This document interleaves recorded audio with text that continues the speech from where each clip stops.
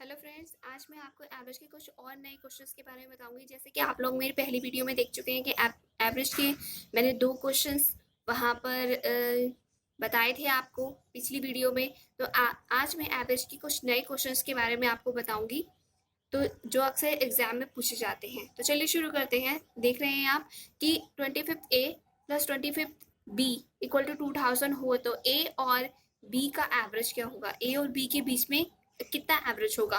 तो ऐसे क्वेश्चंस को करने के लिए सिंपल सा हमें याद रखना है एन अपॉन टू एम। एक फॉर्मूला याद रखना है एन अपॉन टू एम। वो क्या होता है, जहाँ पे एन क्या है 2000, ठीक है, और एम कौन सी वैल्यू है, एम इक्वल टू 25। जो इसने ए और बी दोनों में सेम होगी वो क्या होगी 25, ठीक है।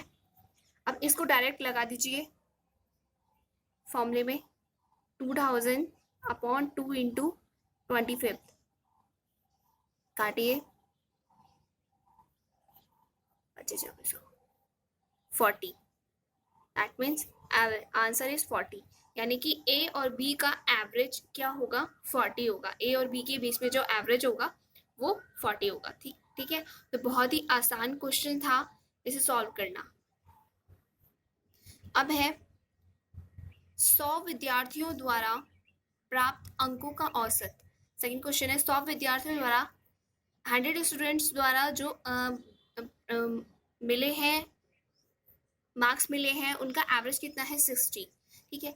एक स्टूडेंट्स को 65 मार्क्स मिले थे, किंतु लेकिन जब काउंटिंग हुई तो उसने गलती से इसे 75 मान लिया गया। यानी कि उसको 65 मिले थे, बट उसे गलती से उसने क्या पढ़ लिया 75 पढ़ लिया काउंटिंग के टाइम पे। तो जो टोटल विद्यार्थी हैं, टोटल स्टूडेंट्स हैं, उनके द्वारा जो मार्क्स का राइट एवरेज क्या है, तो हमें वो निकालना है कि अगर गलती हो गई थी तो उस जो 100 विद्यार्थी हैं उनके द्वारा राइट एवरेज क्या है, ठीक है। तो चलिए इसको, इस तरह के क्वेश्चंस को अक्सर हम कैसे करते हैं, इस तरह के क्वेश्चंस को हम अक्सर क्या करेंगे कि सबसे पहले राइट औसत मानना है ना, तो राइट एवरेज क्या होगा। सबसे पहले हम क्या कहेंगे 100 इंटू 60। ये क्यों किया हमने, 100 टोटल स्टूडेंट्स है, उनका एवरेज कितना दे रखा है उसने 60। तो टोटल की जो टोटल स्टूडेंट्स है उनका औसत निकल जाएगा टोटल, ठीक है। तो 100 इंटू 60 कर दिया हमने, प्लस अब उसको मिले कितने थे 65 मार्क्स मिले थे, तो 65 में जोड़ दिया, ठीक है। 65 मिले थे ना, जो जोड़ दिया। लेकिन गलती से कितना पढ़ लिया गया था 75, तो जो गलती से पढ़ लिया गया था उसे हम क्या करेंगे माइनस कर देंगे, माइनस ऑफ 75 जो हमने गलती से किया। और टोटल टोटल कितने थे स्टूडेंट्स 100, क्योंकि हम टोटल निकाल रहे हैं ना। एवरेज निकालने के लिए क्या होता है कि जो हमें टोटल मार्क्स दिए, जो टोटल स्टूडेंट्स के औसत आए हैं अपॉन टोटल स्टूडेंट्स, ठीक है। तो हमें एवरेज निकालने के लिए 100 से डिवाइड किया। अब इसे सॉल्व करते हैं, प्लस ये क्या हो जाएगा -10 अपॉन 100, तो ये क्या आ जाएगा 1599 अपॉन 100, कट द वैल्यू 59.9। यानी कि जो हमें पहले पता कितना था 100 स्टूडेंट्स का औसत हमारे कितना एवरेज कितना निकला था 60, लेकिन एक मार्क्स की वजह से एक 10 मार्क्स बढ़ा दिए गए थे उसने गलती से, तो उससे कितने सही हो गए। अब कितना जो टोटल सही आया है वो कितना आया 59.9।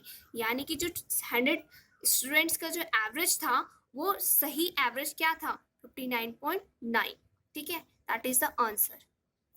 तो आप ऐसे क्वेश्चंस को ऐसे सॉल्व कर सकते हैं आसानी से, ठीक है। तो आप नेक्स्ट क्वेश्चन देखते हैं हम। जैसे कि थर्ड क्वेश्चन आप देख रहे हैं 7 के प्रथम 5 गुणजों का औसत, यानी कि 7 के फर्स्ट 5 मल्टीप्लिकेशन का औसत क्या होगा, ठीक है। 7 के, तो सबसे पहले हम क्या करते हैं 7, इसमें एक फॉर्मूला लगाते हैं, बहुत आसान है, m into N plus 1 divided by 2, ठीक है। अब इसमें क्या होगा कि m क्या है m यहाँ पे कौन सी वैल्यू, m यहाँ पे मल्टीप्लिकेशन किसका निकालना है हमें, 7 का, ठीक है। n यहाँ पे क्या हो जाएगा, कितने कितने पूछे हैं उसने, n, तो यहाँ पे ये 5 हो जाएगा।